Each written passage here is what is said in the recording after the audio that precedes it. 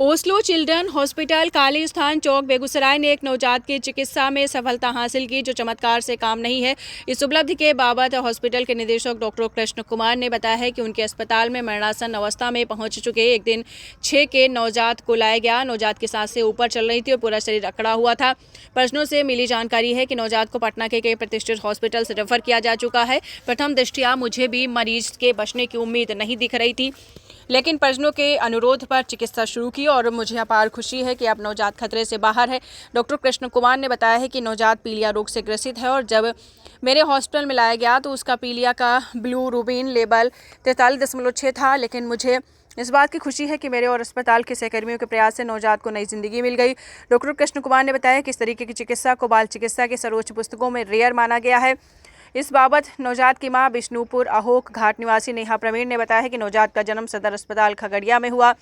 जन्म के समय नवजात का पीलिया के बिलीरुबिन लेवल 14.3 था। अस्पताल ने बिना देरी के नवजात को पटना रेफर किया, जहां उसका एम्स और IGMS में इलाज हुआ। पीलिया का बिलीरुबिन लेवल 40 था। बाद में वहां से नवजात को रेफर कर दिया गया। अंत में बच्चों को डॉक्टर कृष्ण कुमार के पास लाया गया। बच्चा सुरक्षित है। सबसे पहले हम लोग यहाँ वहाँ बेबी वहाँ हुई थी सदर अस्पताल खगड़िया में। वहाँ पे इसको ICU में रखा गया। इसका बिलीरुबिन 14 था और फिर वहाँ पे इसका NICU में रखा गया था। फिर वहाँ पे इसका धीरे धीरे बढ़ते जा रहा था और वहाँ का रिपोर्ट गलत था। ठीक, तो हम लोग बाहर से चेक करवाएं तो पता चला कि इसका बिलीरुबिन 28 पॉइंट था कुछ।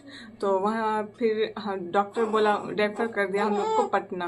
तो अब हम लोग पटना गए, वहाँ NICU में सीट नहीं था तो हम लोग को वहाँ से भी रेफर कर दिया गया। फिर हम लोग यहाँ बेगूसराय रुपेश कुमार के यहाँ आए थे, वहाँ से भी हम लोग को रेफर कर दिया गया। वहाँ पे भी इसका ट्रीटमेंट चला था।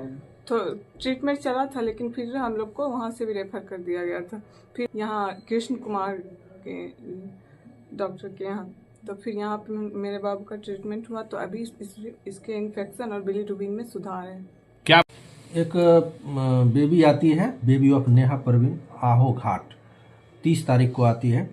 और जब हम इसका पूरा डॉक्यूमेंट देखते हैं उस टाइम इसका बेबी का उम्र था 6 दिन। तो हमें पता चलता है कि इसका बिलीरुबिन लेवल 43.6 है। और बेबी जो है काफ़ी ऐंठ रही थी और आँखें ऊपर कर रही थी।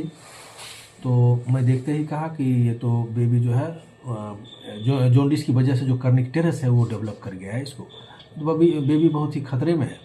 इसको तो एक्सचेंज ट्रांसफ्यूजन की ज़रूरत है।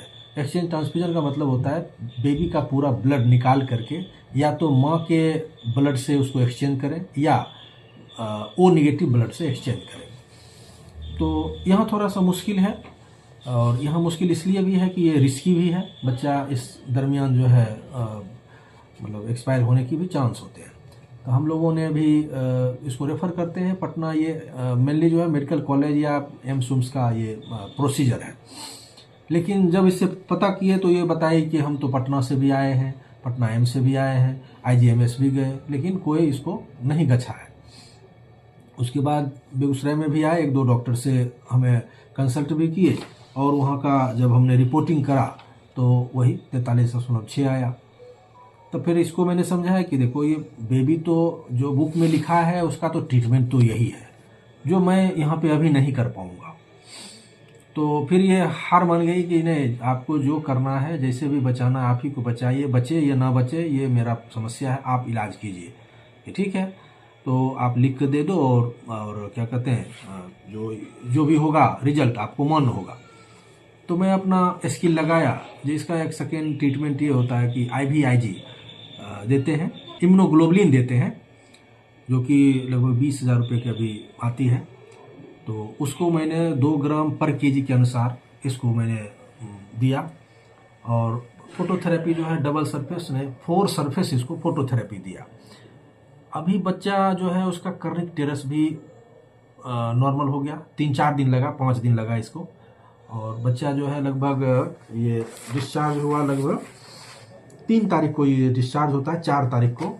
उस टाइम इसका बिलीरुबिन लेवल 9 पॉइंट कुछ था और क्या कहते हैं इसका कर्निकटेरस रिजॉल्व हो गया था। जिस टाइम आया था उस टाइम इसका टीएलसी लेवल 1,66,000 भी था इसका। वो भी एक बहुत ही मार्मिक था कि इतना टीएलसी लेवल, स्वाभाविक सी बात है इसको होना था। उसका प्लेटलेट लेवल भी डाउन था। तो ये एक मुझे भी आज तक फर्स्ट टाइम ऐसा केस लगा कि जो कर्निक टेरस डेवलप होना बच्चा और दोबारा रिवाइव हो जाना, दोबारा कर्निक टेरस को रिजॉल्व कर जाना, वो भी IVIG से, ये मुझे थोड़ा सा अचंभित करने वाला लगा।